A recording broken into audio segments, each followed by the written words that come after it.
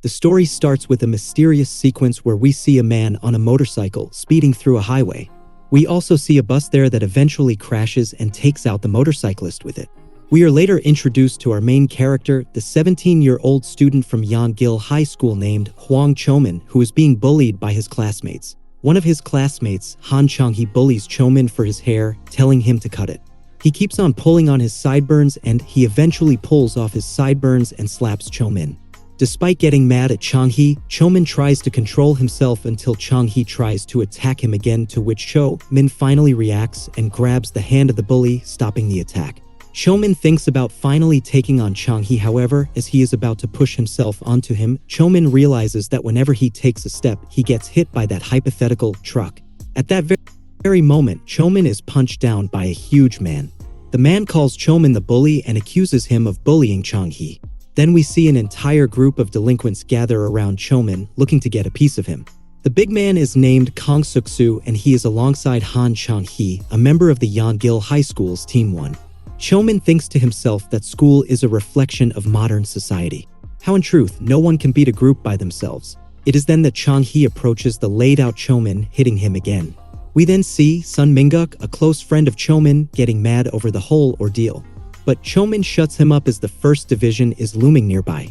Mingguk tells Chomin to ask his brother, a well-known bully, for help, which makes Chomin of the past. In the flashback, we see a younger Chomin going to his brother and asking for help to deal with the bully. His brother tells him that he doesn't want to be called brother by such a weak person. Chomin breaks down crying and questions why his brother has to treat him this way when he is the only family he has. Back to the present time, Chomin tells Mingguk that he hasn't seen his brother for over 3 years, and it is then that Chomin receives a mysterious call that shocks him. The next thing we know, Chomin is at a police station and we see the lifeless body of Hwang Muji. We later learned that the accident we saw earlier was the one that caused Muji's death. Chomin is left puzzled by this sudden turn of events. Chomin decides to walk away as they ask him whether or not he is gonna take the body to a funeral. Chomin decides to not take his brother's body as he feels that he is no different from all the bullies and that people like him don't deserve a funeral. As he walks out, a police officer approaches him from behind and gives him some of Muji's belongings as consolation. Afterward, we see Chomin sitting on the bridge, thinking about how his brother died and how he deserved it. However, he can't hold back his emotions for long and sheds tears. It is at that moment that he realizes a ring going off inside the box of belongings. He brings out a phone and sees a message. Chomin is surprised that the phone is still working and wonders why his brother is being called leader in that message. He unlocks the phone to find a message on the phone that mentions the name of Kang Suk-soo, the bully. He then finds that his brother wrote that someone like Suk-soo is trash and deserves to die twice, which makes him a bit happy. He then realizes that these people are bullies themselves and messages in the group chat to gather them and hand them over to the police. Right then, Chang-hee arrives and he bullies Chomin, but he soon realizes that someone close to Chomin has died. Chang-hee still decides to bully him and does so by throwing down all the belongings in the box down the bridge. Hwang Chomin thinks that he doesn't care about it as his brother is a bad person, however, that is his problem and having Chang-hee interfere was the final straw for him. Finally, Chomin snaps and tackles Chang-hee down the bridge.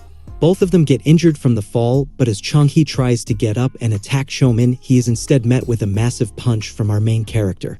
This is the start of a brutal beatdown as Chomin asks Chang-hee just how much he hates Chomin to still bully him despite knowing that someone close to him died, and continues to kick, stomp, and punch Chang-hee till his face is barely recognizable. After that, Chomin gets punched down again by Kang Suk-soo, who had arrived. Chomin tries to run away and Suk-soo begins to give chase. An unknown person on a motorbike attacks Suk-soo with a baseball bat. As everyone is shocked, it is revealed that the person is named Jae-gang. Jae-gang explains the action by saying that he was told that scums like Suk-soo deserve to die twice by his leader. Chomin realizes just what has happened because he read the chats, and just then, Suk-soo decides to attack Jae-gang. However, we see the entire Imperial gang has gathered to beat up Suk-soo. Chomin then remembers that he had sent a message to gather all these people and hence why they had arrived. As a mass beatdown of Kang Suk-soo takes place, our MC Hwang Chomin is seen on the run. This time thinking to himself about how one can't beat a group on their own, but one can beat a group with a better one, and thanks his brother for giving him the phone because he will use it well. We then see the Imperial gang wondering why their leader had to call them all, but Jae-gang says it doesn't matter because he is their king. The next day, we see Minguk and Chomin have a conversation about all the gangs, especially the Imperial Gang, a newfound interest of Chomin. We see another group of bullies bully an innocent boy Kim Dasul by splattering him with food and telling him to do the dishwork. Chomin and Minguk help Dasul clean up. Later onwards, the bullies from before call out Chomin and Minguk. Chomin gets kicked flush in the face as the bullies are mad at him for helping Dasul with the dishwork. They keep trash-talking Chomin and tell him to become a chair for Kwon Do-hyun, one of the bullies. Minguk also gets kneed in the gut, but he fights back. Chomin remembers Minguk mentioning him taking kickboxing lessons. Minguk calls himself a prodigy and punches down one of the bullies before approaching Do-hyun. However, he is no match for Do-hyun and gets beaten up by him and even used as an ashtray for Do-hyun smoking. Chomin surrenders and asks Do-hyun to use him as a seat while smoking to save Minguk, but he leaves because of the school bell ringing. Minguk apologizes to Chomin for getting them into trouble, but Chomin promises to take them out by using 100 people. Later, we see a surprised Minguk inviting Chomin to see Do-hyun submitting to Dasul by becoming his chair and even running naked on the school grounds. We learn that it was orchestrated by Chomin, who planned it minute by using his brother's phone to message the Imperial Gang and make them beat up and force Do-hyun to do all these things. Further on, we see the commander of the 1st Division, Gu Minjo, talk about the recent beating of 20 members of the 1st Division by the Imperial Gang with the general manager of the 1st Division, Do Gun-hoo. Do Gun-hoo is very angry about the situation and wonders just why the Imperial Gang is attacking them. The commander deduces that this is a contract attack and that the contract is given out by none other than a first-year student of Yeongil High School, as it allows them to take out the 1st Division members without getting directly involved. The general manager fumes from anger after hearing this and asks the commander to bring him the first-year student behind all this, to which the commander says he has a plan for it. The next day at school, we see Minguk wondering about the sudden disappearances of the bullies and just why is it happening, to which Chomin says he doesn't know and cares. Meanwhile, we see a big man taking hold of a boy standing in the same alleyway as Chomin and Minguk. We then see Minguk sitting at his desk inside the classroom and thinking about how the class is much more peaceful without the bullies, but he also realizes that he hasn't gotten them all and needs to work to get the remaining bullies too. Right then, we see a boy telling Chomin that the homeroom teacher is calling him. As Chomin is heading toward the homeroom teacher, he is intercepted by the big man from before in the alleyway and is taken to the 1st Division's commander, where other people like Dasul are already present. The commander narrowed them down by using Kwon Do-hyun's connections from before he was made to run naked as a reference. As everyone is being checked, Chomin tries to message the Imperial Gang but is startled by a 1st Division member. The bully asks Chomin why he moved when they weren't supposed to. Chomin is left tense and answers that he has wanted to contact someone. As they are about to confiscate Chomin's phone, Dasul takes the blame on himself, which diverts attention away from Chomin. Commander Minjo still takes away Chomin's phone to check but finds nothing suspicious on it. Chomin manages to leave the group while Dasul grabs everyone's attention.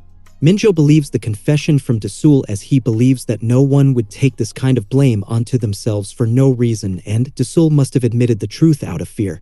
Everyone is allowed to leave except for Dasul. Chomin goes to the homeroom teacher hours after he is called and is handed over the work of applying posters in the school. Sometime later, Minguk asks Chomin why and who he called him, and Chomin says it was Minjo, to which Minguk reacts with shock. He tells Chomin that Minjo is a murderer who served in juvenile prison for murdering a student in the 8th grade. This makes Chomin worry about Dasul and he goes back to see where he was. Eventually, he finds Dasul badly beaten up and taped up so he can't escape or ask for help. Dasul admits to hearing Chomin talk to himself about bringing the Imperial Gang to beat up Do-hyun. Chomin is puzzled as to why he took the blame for him, to which Dasul says that he appreciated the kind gesture from Chomin before and that he enjoyed it when Do-hyun submitted to him. The school bell rings, but Chomin doesn't leave alone and takes Dasul with him. This makes Dasul worry, as Minjo would know right away that he escaped, but Chomin had already sent a message to the Imperial Gang to kill Minjo. In the classroom, the teacher was teaching history lessons when the class was interrupted by 7 Imperial Gang members. Minjo was ambushed by them with a fire extinguisher, which they used to try and crush his skull. After that, a particular member tried to take the lead and attack Minjo before another punched him aside and took the lead for himself. He ordered everyone to stomp a hole through Minjo, who was helplessly trying to survive. The news started spreading around the school slowly that the Imperial Gang had invaded Class 4 and was attacking Minjo. Meanwhile, the Imperial gang is still beating up Minjo, who begs for mercy, which they record on their phone for dramatic purposes. This leaves everyone shocked as the usually badass Minjo is begging for mercy. It is not long before Gunho, the general manager, arrives to save his commander. He swings a huge punch and takes out one of the guys, while he easily punches away another two before kicking another and grabbing one's head to slam it down as hard as possible to take him out. One of the others applies a chokehold on Gunho from behind, which allows the other to use the fire extinguisher to hit him. The police arrive at the scene and arrest all 7 intruders from the Imperial gang and do Gunho. Minjo is seen taken into an ambulance in a half-dead state. Chomin tells Desul to deny all accusations and say that he lied about his involvement in the contract with the Imperial gang if it is brought up again by someone. He is also somewhat glad that he got Minjo virtually eliminated from the scene, and also the fact that he got Do Gunho arrested. Kill 2 birds with a stone. Minguk is terrified of seeing the Imperial gang members as they are seen while being taken by the police but still having a menacing smile. He also tells how Do Gunho was only arrested because the police saw him being the one doing the beating up when they arrived, and how he knocked everyone out on his own. It is then that we see a Russian group of 2nd and 3rd year come to show solidarity with Gunho, who tells everyone about the surprise attack from the Imperial and announces an all-out war on both the Imperial gang and their so-called coward and trashy leader. Chomin hears this and is happy to take on the challenge and messages Jaegong to take care of Do Gunho.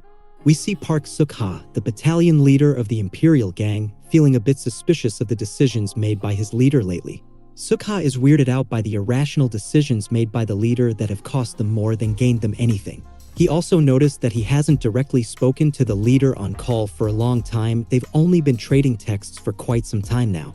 So he finally decides to call his leader, and while doing so, he passes by Hwang Chomin, who doesn't pick up the call. On the other side, Do Gunho was released from police custody, and as he was going back, he was surrounded by the Imperial gang, led by the 2nd unit leader Jaegong. They mock Gunho for calling war on the leader and say that the war will end with Gunho's beheading. However, Gunho stands his ground. Meanwhile, we see a fairly confident Chomin who is waiting to see just what the Imperials make of Gunho. He is confident that no matter how strong or brave Gunho might be, he still wouldn't be any match for the Imperial gang on his own. That being said, he checks his phone to see that he has been receiving calls on his brother's phone from Park Suk-ha. He knows about the inner workings of the Imperial gang and knows that Suk-ha is someone important, which is why he texts him. Chomin knows that Suk-ha has been controlling the troops and only sent in 7 people for the Minjo mission to avoid getting more men arrested, and he resents Suk-ha for that because, with more people, they could have possibly even taken down Gunho with Minjo. This leads to Chomin talking to Suk-ha in a rather assertive tone, which Suk-ha doesn't like, instead calls out Chomin for the weird tasks that he has been ordering and says that from now on, he will manage the troops to avoid mistakes made by the leader. Chomin, despite being unsettled by the remark, still takes it rather easily and waits to see how things turn out with Gunho. The very next day, Chomin is heading toward the school building and is pushed away by none other than Gunho. This leaves him questioning why Gunho is pretty much fine despite him ordering the assault unit to take him out. Upon arriving at the classroom, Chomin is further shocked to know that his class needs to have all students pay 100k individually each month. Minguk explains that this might be due to Gunho allying with the Taejin Union, the other biggest gang besides the Imperials. This puts Chomin under pressure, who asks Kwak Jaegong what happened last night, to which Jaegong replies that the Taejin Union had stepped in to protect Gunho, but despite that, Jaegong and the crew wanted to go ahead and take on Gunho alongside the Union. However, Park Suk-ha stepped in at the final moment and retreated. This leads to another conversation with Park Suk-ha and Chomin, and they both say that the other won't be spared if they keep their current attitude. 3 days later, we see a couple of the 1st Division's bullies beat up Hwang Chomin for not being able to pay the 100k fee that everyone has to pay. The 2 bullies stomp a hole through Chomin and ask him to pay the 100k. Chomin says he doesn't have that much money, to which the bullies forcefully transfer money from his bank account. Now Chomin has to live the rest of the month, approximately 20 days, with only 40k in his bank. Further on, Chomin is seen wondering how he could get Park Suk-ha to attack Gunho because as it stands, he has no reason to attack him as it would get the Taejin Union involved. Next up, we see Do Gunho asking for every first-year student's attention. He goes on to talk about how everyone must pay the 100k fee because his joining the Taejin Union means that the entire school is going to get protected by Taejin Union and there is a fee for that. He He shows what will happen to the ones who don't pay the bills as we see a group of students stripped to their underwear walk in a line behind him. The group of students includes Sun Minguk, which angers Chomin and makes him want to figure something out soon. Later, Chomin goes on to check his brother's phone for any clues, and there he finds a picture of Park Suk-ha with a girl. 2 days later, an embarrassed Minguk is seen talking to Chomin about not wanting to go to school, to which Chomin invites him to see the big setup he has organized. Chomin explains how he found out a few things, such as Minjo still being in a coma and Gunha being sensitive recently, and used that alongside the information that Suk-ha has a girlfriend to spread a fake rumor that Suk-ha's girlfriend was Minjo's girlfriend previously, and she has been having an affair with Park Suk-ha, which caused the whole showdown between the two groups. This leads to the First Division's kidnap of Suk-ha's girlfriend Juyeon, and as they keep her captive in an abandoned warehouse, Park Suk-ha arrives. In a slight flashback, we see how the Taejin Union has been treating Do Gunho. He is being treated like a lowly person who has come to ask for help because he by himself can't do anything to reciprocate the attacks made by the Imperial Gang. Then we see Gunha visiting the comatose Minjo and wondering just when the Taejin Union will help him in getting the revenge he craves. He had already paid the fee over a week ago at that point, so it makes him wonder just when the contract will be taken up. It is then that we see the anonymous transactions of just one that come alongside the message that Minjo's girlfriend is having an affair with Suk-ha. This deeply angers Gunho and makes him kidnap Juyeon, Park Suk-ha's girlfriend. Back to the current time, we see a very pissed off Park Suk-ha arrive at the abandoned warehouse, the place where his close one is kept captive. As one of the bullies from the First Division tries to attack Suk-ha first, he gets punched into oblivion by the angry Park Suk-ha. This doesn't stop when more and more bullies try to attack the driven man and all get taken out with his punches. One of the bullies tries to blindside Suk-ha, but he dodges it and lands a punch of himself while saying, "Do you know who you are punching?" As he keeps on punching everyone out of sight, Suk-ha finally comes face to face with Do Gunho.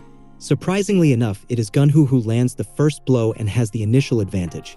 Minguk and Chomin, who are viewing this from outside, are slightly worried. Chomin wonders if he underestimated Gunho, while Minguk is hoping for Suk-ha to beat Gunho. Meanwhile, Gunho is continuing his beat down and asking Suk-ha if he had done all this love. Right after, Suk-ha makes a comeback and soon gets Gunho on the ground and stomps on his face, which busts him open. He continues to beat him up and play with him like a child. After successfully beating Gunho, Suk-ha is about to leave with Juyeon before a group of First Division members arrives at the scene to exact revenge on Suk-ha. While the stakes were high against Suk-ha, we see the arrival of Kwak Jigang and the rest of the 2nd Battalion squad to help out Suk-ha. Chomin says they should leave the scene as it is about to get ugly. He was the one who informed Jigang about this fight breaking out, and now the Imperial Gang will be looking to take out the bullies of Yonggil High School, and Hwang Chomin will watch it all happen as planned. After all, he is the king of this game. A fight breaks out between the Imperial Gang and the First Division. Kwak Jigang uses a baseball bat to hit one of the First Division members, and soon we see that the entire First Division group that had arrived has been taken care of with rather ease. Park Suk-ha praises Jigang for the short work he did, and Jigang asks Suk-ha just what had happened for them to have done this, to which Suk-ha says it must have been a misunderstanding. Jigang disagrees, saying that all of this must have been done by the Taejin Union and that their leader must have understood this, and that is why they've been doing preemptive attacks on Yonggil High School. This leads to Suk-ha saying that they'll take control of Yonggil High School from Taejin Union. Meanwhile, Minguk asks Chomin about his connection to this situation, and Chomin admits to ordering the attack. The next day we see that Chang-hee, the bully from the beginning, is back and is still very salty about the whole thing that has taken place. Minguk tells Chomin that maybe the school being ruled by division isn't that bad a thing. Next up, we see Dahyun saving another student from bullying because the leader's eye is everywhere. Chomin is happy with the current situation as well. Everything seems friendly, and while he knows that there is a lot more to do, he can't push for big decisions all the time, as Park Suk-ha will notice it, and troubling him anymore wouldn't be any good for Chomin. It is then that he thinks of the message that was sent by Suk-ha, which talked about his brother feeling uneasy, and he wonders just what could be the reason. A bit later, a call rings during the class, and it is by someone named Mahari. After that, Mahari sends messages calling Muji honey and also wanting to give him something. Chomin is taken aback by this new development, as he didn't expect his brother to have had a girlfriend. He sends a message to the girl saying that Muji is sending a man to receive the gift, and when he meets her, he is flustered by her beauty. However, behind the beautiful face lies a sinister woman who already knows that Muji is dead. Chomin, despite being tensed, tries to deny it, but he is shaken to his core when she admits to being the one who killed Hwang Muji. Meanwhile, we see Oh Yoon-tak, Taejin Union's number 4, asking for reports regarding the fight between Yonghil High and Imperial Gang. He is told that the Imperials have taken over the control of Yonghil High after what happened with Do Gunho. Yoon-tak is mad and wonders just why would Gunho attack one of the executives of the Imperial Gang and kidnap his girlfriend. He is mad at himself for allowing someone like Do Gunho into the Taejin Union.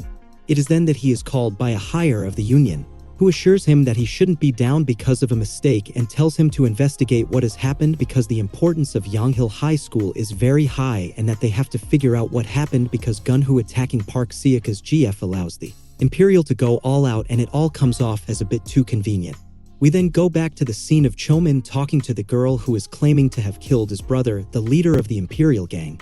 Chomin wonders if what she is saying is the truth as his brother died from a truck accident and not a planned murder, but she also knows classified information such as Chomin being the brother of the leader. It is then that she reveals that she was the one who informed the truck driver about Muji's whereabouts. This shocks Chomin as the girl further elaborates on how the son of the truck driver was an admirer of Muji and that he died from taking a blow to the head while fighting for the Imperial Gang. So she stopped the truck driver from ending his own life and instead told him to kill Muji. But it shocked her when she ran into the Kwak Jigong the day after, who told her that he was going to the area where the leader had told him to gather everyone. She says that she thought a ghost had appeared, but it was after further investigation and visiting the police stations that she learned about Muji's brother.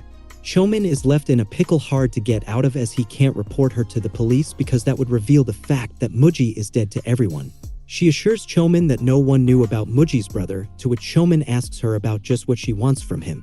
She tells him that he wants Chomin to pretend as the leader of the Imperial Gang and destroy the Taejin Union. Chomin tells her how outrageous this whole thing is and how a normal kid like him wouldn't be able to do all of these things. After all, his only intention to do this was so that he could wipe out the bullies of his schools. However, the girl praises Chomin's ability to control the things around him and how he can maneuver a hard person like Seaka with minimum information. So, with her help and wealth of information, Chomin could do so much more. She also said that she knows about Chomin's past and how he was smart enough to almost make it to a science school and only couldn't make it because bullies had locked him up in a storage room a day before his exams. She also says that her brother was a member of the Taejin Union during that time and that Chomin's brother had attacked him, which caused her brother to be in a bedridden condition to this day. She said that even though she initially wanted to take revenge on Muji, she now wants to end both gangs to prevent more youths from losing track of their lives. Chomin is unsure of this, but the girl threatens to use her power to make Chomin's life a living hell if he were to refuse the offer. Chomin realizes that this is the moment when his king game begins and agrees to the offer. We later see the girl staying over at Chomin's house and telling him that she will do anything for Chomin if he helps her. She later gives Chomin a test that'll see him order the Imperial Gang to take down Chengbeek High School and their leader Taeksun Kim.